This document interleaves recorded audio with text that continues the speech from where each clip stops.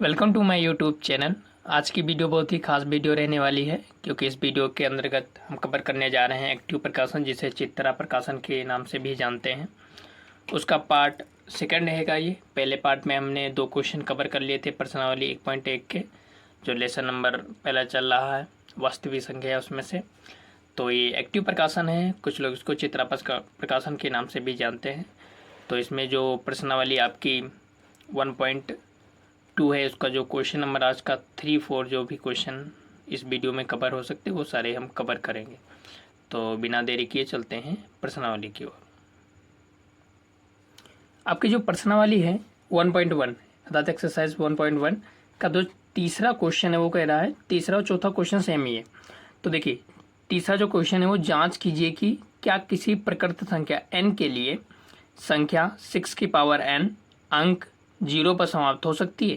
तो इसका मतलब समझिए, मतलब कहने का मतलब ये है कि कोई संख्या अगर है तो 0 पर समाप्त हो सकती है अगर वो प्राकृतिक संख्या है, उस पर पावर लगी हुई है। ठीक, तो आपको एक चीज़ हम बता दें, अगर जो संख्या 0 पर समाप्त होगी, अगर एग्जाम्पल के लिए हम ले लें कोई संख्या 0 पर समाप्त होने वाली, अगर हम ले लें तो यहाँ पर देखिए, तो जो 0 पर समाप्त होगी उसके पीछे 0 आना चाहिए। ठीक, जैसे एग्जाम्पल के लिए हमने लिया 10 0 पर समाप्त है, 20 0 पर समाप्त है, 30 0 पर समाप्त है। इनकी अगर हम गुणनखंड करें, जिसे प्राइम नंबर या अभाज्य गुणनखंड कहते हैं, और इनके गुणनखंड करें तो देखेंगे हम क्या कि 10 का गुणनखंड बनना है 2 × 5, इसी तरह 20 का करेंगे तो 2 × 2 × 5, इसी तरह 30 मतलब 30 का करेंगे तो क्या हो जाएगा 2 × 3 × 5। ओके, ये गुणनखंड बनेंगे। तो इसमें अगर हम कॉमन नंबर देखें तीनों गुणनखंड में, जिसमें 0 0 आया है, उसके कॉमन नंबर कर लें तो 2 और 5 आया हुआ है, 2 और 5, 2 और 5। तो हम कह सकते हैं अगर जो संख्या 0 पर समाप्त होगी उसके गुणनखंड में क्या आना चाहिए, 2 × 5 आना चाहिए। लेकिन यहाँ पर जो 6 है, अगर इसके गुणनखंड करते हैं तो क्या बनना है, 2 × 3 बनना है, अर्थात ये नहीं हो सकता। तो इसको हम कैसे लिखेंगे इस आंसर को, तो सिंपल लिख लेंगे कि, तो ये जो क्वेश्चन नंबर 3 था आपका, इसमें हम क्या लिखेंगे आंसर में कि 6 की पावर n 0 पर समाप्त नहीं हो सकती, क्योंकि इसके गुणनखंड में 2 × 3 है, जबकि जो संख्या 0 पर समाप्त होती है उसके गुणनखंड में 2 × 5 होना चाहिए। यही आपका आंसर हो जाएगा। चलिए क्वेश्चन नंबर 4 देख लेते हैं हम लोग। क्वेश्चन नंबर 4 भी आपका उसी सेम है, कह रहा है क्या किसी प्रकृति मतलब क्या संख्या 6 की पावर n, जहाँ पर n एक प्रकृत संख्या है, क्या अंक मतलब अंक 5 पर समाप्त हो सकती, कारण दीजिए। अब इसमें क्या है, 6 ही है लेकिन 5 पर समाप्त होने की बात कही गई है। तो यहाँ पर क्वेश्चन नंबर 4 जो है हमारा, वो कह रहा है 5 पर समाप्त होगी, मतलब तो 5 पर समाप्त जो संख्या होगी उसके पीछे 5 आना चाहिए, मतलब 5। ठीक, तो इनके अगर हम इनके भी अभाज्य गुणनखंड कर लें तो 15 के बनेंगे 3 × 5, इसी तरह इसका बनेगा 5 × 5, इसका बनेगा 7 × 5। तो इसमें जो हम कॉमन नंबर अगर देखें तो 5 ऐसा नंबर है कॉमन जो तीनों में आ रहा है, अर्थात हम कह सकते हैं जो संख्या 5 पर समाप्त होगी, पीछे एंड करेगी, एंड होगी, तो वो क्या हो जाएगी, उसके पीछे 5 आना चाहिए, मतलब गुणनखंड में 5 आना चाहिए। लेकिन अगर 6 के हम गुणनखंड करते हैं तो क्या होता है, 2 × 3, इसमें 5 है ही नहीं, तो वही चीज़ इसमें भी लिख लेंगे। क्या लिखेंगे, हम लिख के बता रहे हैं आपको। तो 4 नंबर क्वेश्चन में भी वही सेम चीज़ लिख लेंगे कि 6 की पावर n 5 पर समाप्त नहीं हो सकती, क्योंकि इसके गुणनखंड में 2 × 3 है, और जब मतलब जो यहाँ पर जबकि लिखना था, वैसे जो संख्या 5 पर समाप्त होती है उसके गुणनखंड में 5 आना चाहिए। जो भी लिख सकते हैं, जबकि भी लिख सकते हैं, जो संख्या 5 पर समाप्त होती है उसके गुणनखंड में क्या आना चाहिए, 5 होना चाहिए। लेकिन इसमें 5 नहीं है, क्योंकि इसके गुणनखंड में क्या है, 6, यहाँ पर 3 होगा, 2 × 3 है। ठीक, 2 × 3 है। ओके, चलिए क्वेश्चन नंबर 5 पर चलते हैं। क्वेश्चन नंबर आपका 5 कह रहा है, 5 और 6 सेम ही है, कि व्याख्या कीजिए क्यों, ब्रैकेट के अंदर है 17 × 5 × 11 × 3 × 2 + 2 × 11 एक भाज्य संख्या है। मतलब भाज्य संख्या क्यों है। तो भाज्य संख्या क्या होती है, भाज्य संख्या वह संख्या होती है जो स्वयं एक के अतिरिक्त अन्य नंबरों से पूरी पूरी विभाजित हो, वो होती है हमारी भाज्य संख्या। हमने पहले वीडियो में आपको ये क्लियर कर दिया था कि भाज्य संख्या क्या होती है। तो इसमें सिंपल हम सवाल लग लेंगे, जो नंबर कॉमन होगा उसको कॉमन ले लेंगे, फिर लास्ट में लिख देंगे कि ये भाज्य संख्या है कि उसमें गुणनखंड में ये भी आ रहा है। ठीक, ओके, हल कर लेते हैं। यहाँ पर 5 नंबर हमने क्वेश्चन को नोट कर लिया। अब इसमें हम कॉमन नंबर देखें। कॉमन का मतलब होता है ओबेनिस्ट, जो मिल जाए। तो 11 मिल रहा है, 2 मतलब 2 बार आया है, 11 को 2 बार आया, तो ये कॉमन नंबर हो सकता है।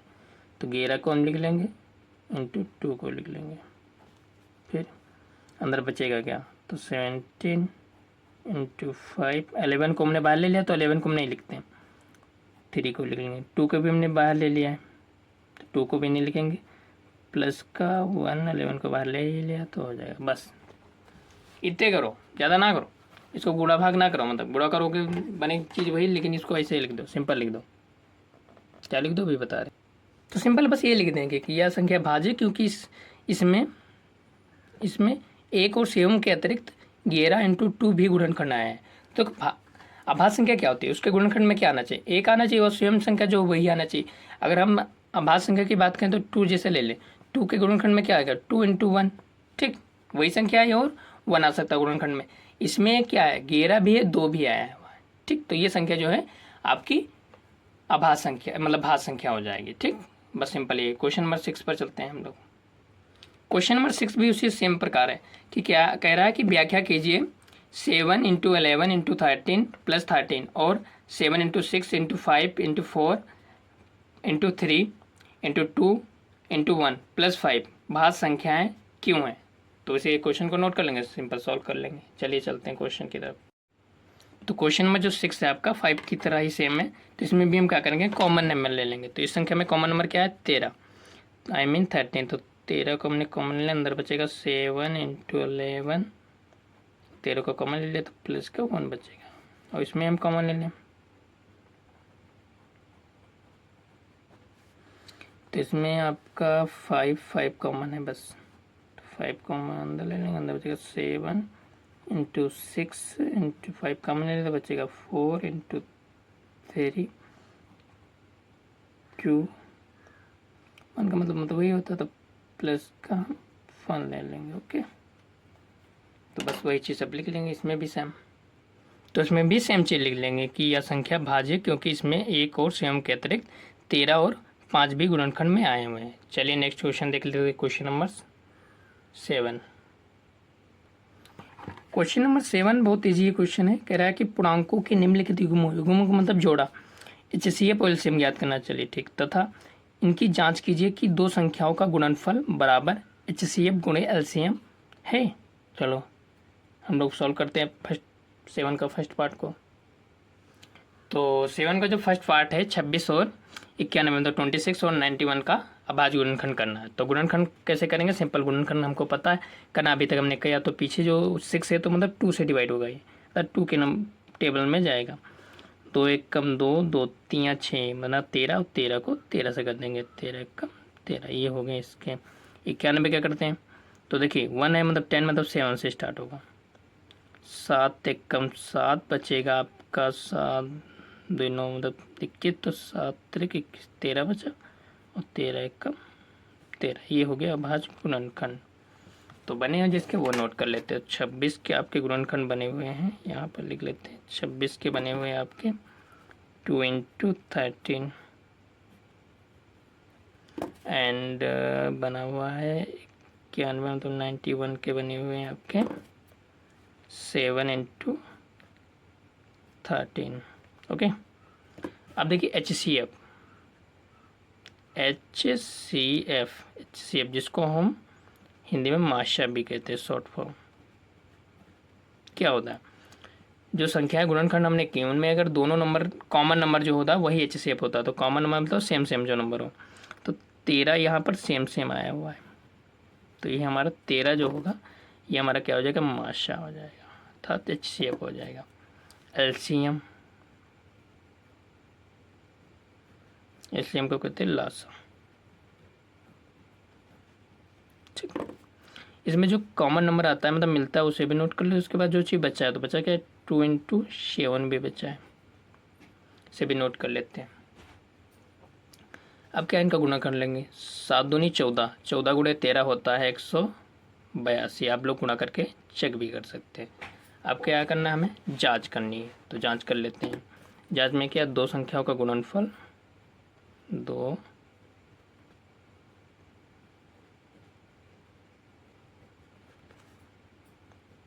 का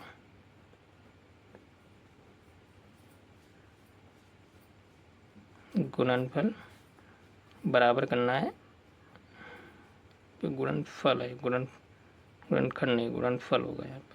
गुणनफल होता है HCF गुणे LCM। ठीक, तो दो संख्या क्या थी हमारे पास, वो थी, पहली संख्या थी हमारे पास 26, गुणनफल मतलब गुणा कर लो। दूसरी थी 91 बराबर HCF से निकला 13, तो 13 लिख लेंगे हम यहाँ पर, इंटू 182 LCM, 182 LCM लिख लेंगे। अब क्या, सिंपल गुणा कर लेंगे। ओके, 26 और 91 का अगर आप गुणा करेंगे तो उसका जो आंसर बन के आएगा वो बनेगा 23 और 662 टाइम। उधर भी जो सेम यही चीज़ बनेगा, 23 और 66, ये आपका आंसर हो गया, सत्य हो गई जांच। चलिए नेक्स्ट क्वेश्चन पर चलते हैं। क्वेश्चन नंबर जो 7 है उसका जो सेकंड पार्ट है वो कह रहा है 510 और 92 का हमें वही LCM और HCM निकालना है, प्लस जांच भी करना। तो चलिए सॉल्व कर लेते हैं हम लोग। HCF और LCM निकालने के लिए हम का गुणनखंड कर लेते हैं, 510 का और 92 का। तो 0 पीछे तो मतलब 2 से डिवाइड होगा, 2 दूनी 4 बचेगा, इसमें 1 हो जाएगा 11, 2 पंचे 10 बचेगा, इसमें 1 हो जाएगा, इसके पास हो जाएगा 10, 2 पंचे 10। अब देखिए 5 5 10 और 10 2 12 मतलब 3 के टेबल से चला जाएगा। तो 3 अट्ठे 24 बचेगा, इसमें 1, इसके पास जाएगा, हो जाएगा 15, 3 पच्चे 15, पीछे 5 मतलब 5 से डिवाइड हो जाएगा, 5 कम 5 बचेगा 3, 3 इसके पास जाएगा, हो जाएगा 35, 5 7 35 बनेगा 17, 17 को 17 से डिवाइड कर देंगे, हो जाएगा 17 एकम 17, बस हो गया। 92 का करेंगे, 2 से स्टार्ट होगा, 2 दूनी 4, 2 चक्कू 8 बचेगा, इसमें 1 हो जाएगा 12, 2 छंग 12, फिर 2 से जाएगा क्योंकि पीछे 6, 2 दूनी 4, 2 3 6, 43 बना।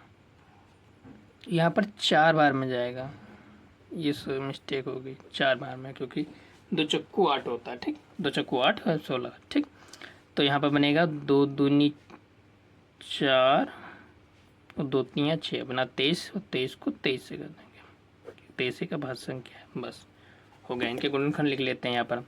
तो 510 के आपके गुणनखंड बने हुए हैं 2 इंटू 3 इंटू 5 इंटू 17, और सेकेंड मतलब 92 के गुणनखंड बने हुए हैं आपके 2 इंटू 2 इंटू 23। HCF मतलब मासा, HCF मासा बराबर, जो चीज़ कॉमन होती तो 2 कॉमन है तो 2 ले लेंगे पहले, और देखिए कोई चीज़ कॉमन है, और तो कोई कॉमन नंबर है ही नहीं, बस 2 ही एक बार मिल रहा, तो 2 ही बन जाएगा। अब LCM ले लेते हैं हम लोग, LCM जिसे बोलते हैं लाशा,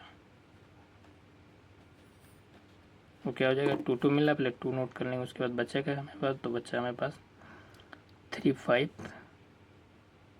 मतलब 3 5, नीचे बचा है 2, तो 2 नोट कर लेंगे, जो चीज़ बची सारी चीज़ नोट करते हैं हम लोग। उसके बाद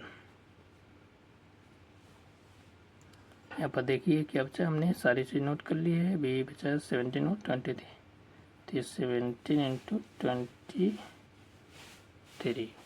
ओके, अब इनका सबका गुणा कर लेंगे।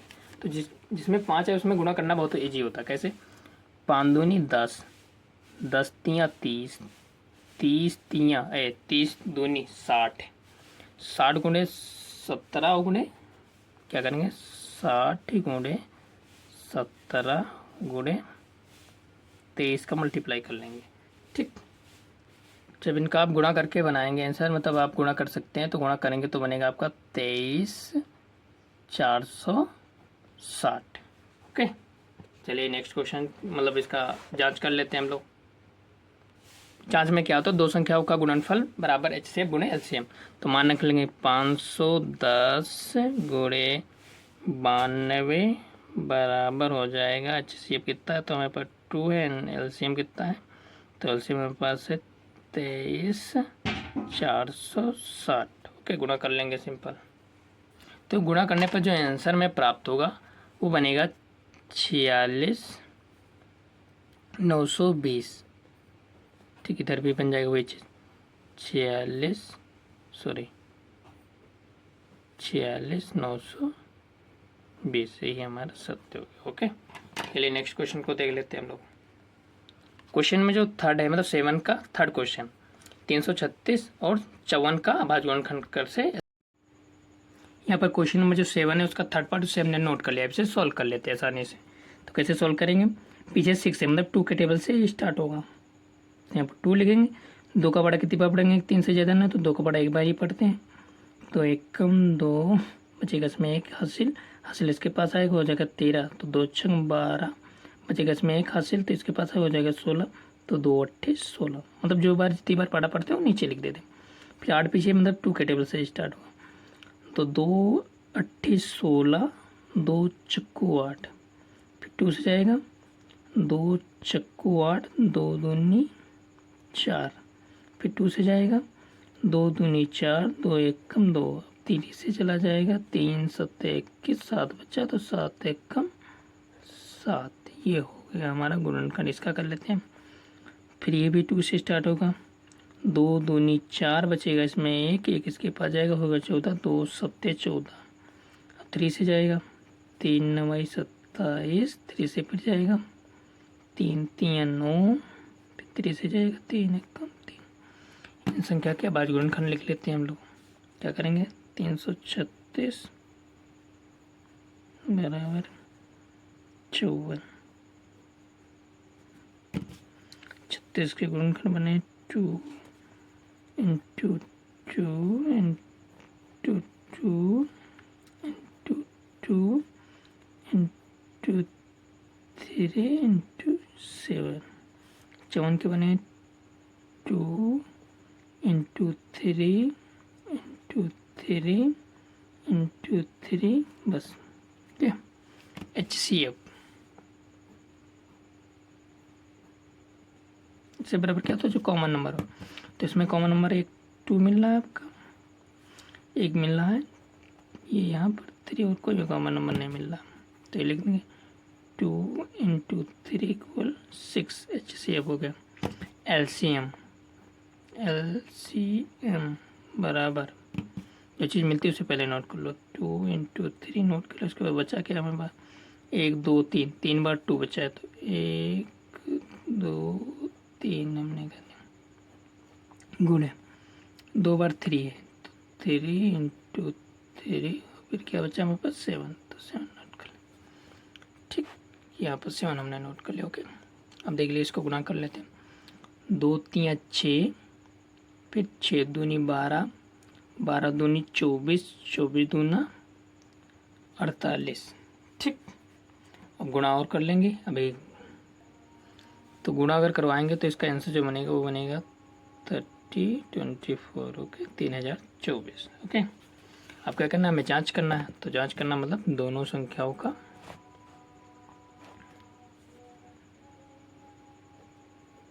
तो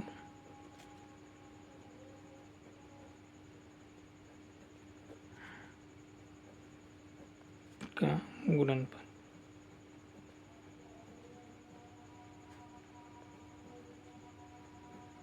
दोनों संख्या का गुणनफल या दो संख्याओं का गुणनफल बराबर होता है HCF गुणे LCM।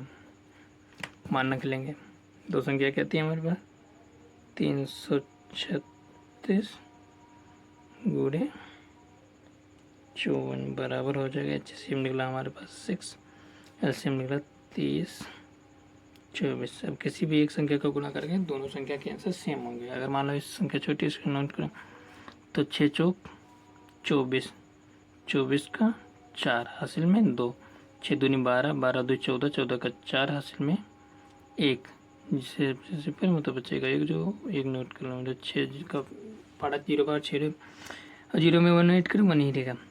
6 का पड़ा 3 बार, 6 के 3 बार 6 3 18, 18 144। तो इसका भी आंसर बनेगा 1844। ये हो गए। इसी के साथ ये वीडियो समाप्त होता है। नेक्स्ट वीडियो में हम लोग मिलते हैं नेक्स्ट पार्ट के साथ।